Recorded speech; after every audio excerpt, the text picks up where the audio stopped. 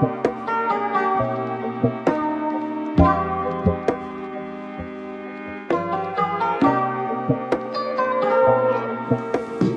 to another episode of Bookie Beaters. This week, we're going to be looking at the big one, the big game in Miami. San Francisco 49ers taking on the Kansas City Chiefs. Game's going to be played in Miami. It's like a betting holiday. Betting holiday. We got a lot to go over. There's hundreds and hundreds of player props, Gatorade colors, national anthem times, over-under, spread. Are you going to touch the Gatorade? The Gatorade The second the championship games ended, I could not wait to put all my money. I'm just kidding. But we got a lot of bets to look at. There's a lot on the market. It can be overwhelming. We want to kind of put our money in a lot of places, but we're going to help you focus on some matchups, some key prop bets, what we like in the game, maybe an over-under that we like and we think there's some value on. Make sure you're not just betting on random player props. I know some people love to do that, especially they're eager to get their bets across during Super Bowl 54. But we want to put some research and some study behind our picks and maybe lead you towards the right side. And what's particularly interesting, or an interesting angle that I like to look at or think about when I'm betting on the Super Bowl, is we have all these player props. You have, for instance, let's start with Patrick Mahomes to win Super Bowl MVP you're looking at maybe plus 105, plus 110. I've seen a book with plus 125. Yep. So you're going to be in that range where you're not going to be exceeding the 125. So for me personally, when I'm looking at these games, or this game rather, I'm trying to look at what is the most ideal situation. What's the ideal outcome? So if I'm going to be betting on Patrick Mahomes to win the MVP, if the Kansas City Chiefs win the Super Bowl, what I'm trying to say is, what scenario do you see most likely to occur? Yes. Am I going to be betting on Damian Williams? Am I foreseeing Damian Williams leading the Chiefs to, if he got a line of 140, 150 and 3 touchdowns? Is that the likely outcome in my opinion? I wouldn't think so. If the Kansas City Chiefs win the Super Bowl, it is probably because Patrick Mahomes had 350 yards and 3 touchdowns and to that effect. I mean, yeah, that's definitely accurate for sure, and that's why you're not getting that much value out of it. It's plus one. There might be some value in there. Plus 125 is not bad at all. It's pretty good, I'd say. But if we come up here and we say, oh, Pat Mahomes for Super Bowl MVP, it's a great bet. What are we doing? That's boring. It's an easy cop-out, and at plus 105, maybe it's not the best value. So maybe we try to find some long shots here today. Some guys that we think are being severely undervalued that, going to have a big payout maybe from a small investment. Yeah, sure. So are there any guys that you can think of in that sense? For Super Bowl MVP? Here, you can go ahead and start us because I don't really have – okay. Super Bowl MVP. Okay, I got it right here. So actually, there are a couple. So I'm looking here on our book, and we use, for instance, betonline.ag for one of them, just for reference. So here I'm seeing Patrick Mahomes plus 125. You're seeing Jimmy Garoppolo at plus 300. I think it would be a disservice if we did not say that there is some value on Jimmy G at plus 300 because he's a quarterback. Because quarterbacks, I wouldn't say they tend to win them because that wouldn't be true, but I think they've won 7 of the last 10, which is, it's not crazy. 7 of the last 10, so a quarterback is most likely to win it unless, not everybody can be Julian Edelman and go crazy. He had 10 for 140 and a touchdown. And well, here's the thing for me is, and this is why I wouldn't put any money on Jimmy Garoppolo, and that's because, if the 49ers win, it's going to be the story about their defense. That's going to be the story and how they're going to slow down that offense. Even if they hold them to 30 points, if somebody has a couple sacks and makes some big plays, forces a turnover, that's going to be a huge candidate for the Super Bowl MVP. And that's why if I'm looking at the 49ers to win the game, I'm looking at somebody probably on the defensive side of the football. Good point. To win the Super Bowl MVP. And recent defensive MVP winners have come in Super Bowls where that team has defeated the regular season MVP. Interesting. So you look back at 2003, Dexter Jackson won the MVP when, the Super Bowl MVP when the MVP of the regular season was Rich Gannon. In 2014, you saw Malcolm Smith win MVP, Super Bowl MVP. When Peyton Manning was the regular season MVP that year, everyone thought that they were going to be unstoppable, and Seahawks came in and blew them out. That's true. And then it's kind of the same scenario with Cam Newton winning MVP in 2016? 15. It was the next year, yeah. So Von Miller won the MVP that year. Wrecking ball. So this is why I see some value here in the defensive line of the San Francisco 49ers, which has been a huge storyline this year. You have Dee Ford, Nick Bosa, DeForest Buckner, Eric Armstead. Those guys have been unreal this year. And if there's one defense that's going to be able to stop the Chiefs, it's the 49ers. And I don't want to say stop, I want to say slow down, because you're not holding this offense to under 20 points. Yeah. Or at least the way that they've been playing recently, averaging 43 points a game the last 2 games in the playoffs.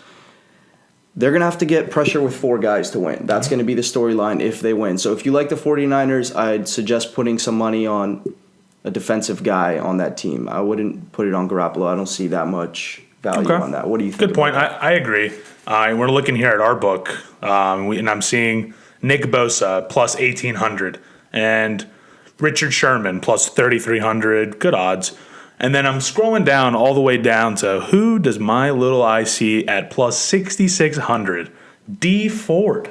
Dee Ford at plus 6,600 is the pick I had in mind here. And that's what you had told me beforehand. I didn't even see that. I mean, I cannot believe you are getting a player to that caliber who last year is, this is kind of a bit of I'm not going to make a bet solely off a revenge game narrative, but you take a look at last year and you listen to the national media, and the whole reason for the Chiefs' collapse and not going to the Super Bowl is, well, if Dee Ford wasn't lined up off sides.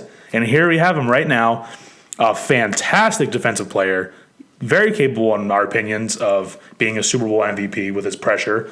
And this goes back to what I was saying in the introduction of this video is, what scenario do we see likely if San Francisco wins? Do we see Jimmy Garoppolo outgunning Patrick Mahomes? Maybe, but probably not. No, I don't see that scenario happening. No. If the 49ers win, it's going to be because that defensive line limited him. They put pressure on the edge. They set the edges. They didn't let Patrick Mahomes run out. They did their job. They pressured him, and they won the game that way. So at plus 6,600 here with Dee Ford, I agree those are great odds. You look at a player like Nick Bosa, who is phenomenal, amazing rookie year. I don't think the drop-off should be from 1,800 to 6,600. Right. I think we're getting some value in that Dee Ford has been injured. He's not been on the top of everybody's minds. You're definitely getting some value. So actually, Dee Ford, he led the 49ers in sack rate this year. Interesting. 3.7% sack rate. When healthy, when on the field, phenomenal player. The difference with the Niners when he's off and on the field is insane. Their pressure rate without Dee Ford is 22%, while their pressure rate with Dee Ford is 36%. Wow. Their sack rate goes from 5% to 16%. It triples. So back to what you were saying about the narrative, right? It's not you buying into the narrative. It's you buying into the media buying into the narrative. Do you know what I mean? And it's been all week I've been hearing, can Jimmy G win this game? It's not Jimmy G. It's not Jimmy Garoppolo winning the game. It's a team game. I bet Nick Bosa, when he hears that, he's probably not very happy to be hearing everyone talk about, can Jimmy G win? The defense is thinking, what the hell? Hello? Do you not see us? So, you take a shot on a guy like Richard Sherman, who's still playing at an incredibly high level, plus 3,300. Personally, I'm in agreement with Michael here. Dee Ford at plus 6,600 is great value, especially if you like the 49ers. I like the 49ers as a team. Their defense is phenomenal. The Chiefs have not played a defense that good all year, but to that same effect, the 49ers have not had to go against a team like this all year. Yeah, so it's going to be on FanDuel, Bosa's listed as 35-1, and Dee Ford's 150-1. I just don't get that huge difference there. Definitely being undervalued. The only thing I could see is that, I don't know, Bosa Bosa's the better player. He's but better. It's not by much. He's new. He has his brother Joey Bosa. He has some familiarity. He was huge going into the season with the 49ers. And He's a huge prospect. he didn't line up offside last year. And he didn't line up offsides last year, giving the Patriots another Super Bowl. So thanks a lot, D Ford. Maybe you can get some revenge and change the narrative and win us some money on this. So yeah, I think when it comes down to it, if D Ford has maybe 2 sacks, forces a fumble, like that could very well be enough for voters to give him the edge. And especially if that's how they shut down Patrick Mahomes, they're constantly pressured, D Ford's all over it. Those are great odds. And if he's in the backfield all day, but mostly what they're going to fall for, they're going to look at the sacks, they're going to look at the turnovers. So if he forces a fumble, maybe. And there was one I also wanted to touch on was after his big game. I know a lot of people might be rushing to hit Raheem Mostert. He had 220 yards, 4 touchdowns, 29 carries. Absolutely electric, phenomenal game from him. And I'm seeing him here on our book at plus 550. While personally, I would not be going after this due to Kyle Shanahan's tendency to ride a hot hand, which has been Raheem Mostert going back into the regular season. So I don't dispute that. But the only running back to have won a Super Bowl MVP, the last time that's happened was 1997 with Terrell Davis and the Broncos. So wow. History and trends are not favoring your side there. So you're probably going to be looking for, if the 49ers win this game, probably because of the defensive effort that somebody like Richard Sherman, D Ford, Nick Bosa. What do you think Richard Sherman would have to do to win this award? Because I don't see him, stopping the opposing wide receivers of the Chiefs. He's going to have to make some plays where he's going to have at least one interception. He's going to have to get an interception. He's going to have some pass deflection, some obvious plays where it is clear he's the reason that he's breaking up the pass. He's outsmarting Patrick Mahomes. He has the experience factor, no doubt. In a big game like this, Jimmy G, Patrick Mahomes obviously, whatever, say he's the best right now. Doesn't have any experience on a national stage like this, and while that may not matter, you have a guy like Richard Sherman who has been around, been doing this. You put a sorry receiver like him on Crabtree. We've all seen him do this for a long time.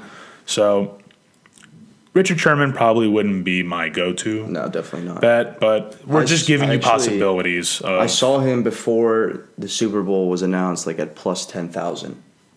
And that's at that point. That's about right. I would anything above 7,000 to 8,000. That's where I would take it with, because the way Richard Sherman plays, how many corners have he's not going to keep up with Tyreek Hill or, even Michael Hardman is going to be. It's going to be a tough challenge for him. It's not. He's older. It's not what his strengths are.